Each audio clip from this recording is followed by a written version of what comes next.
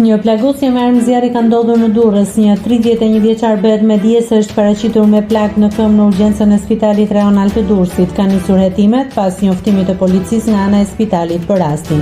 I plagosur ishte Mateo Duma nga Durrësi. Ai po i nënshtrohet ndërhyrjes dhe pas saj pritet të zbardhet ngjarja.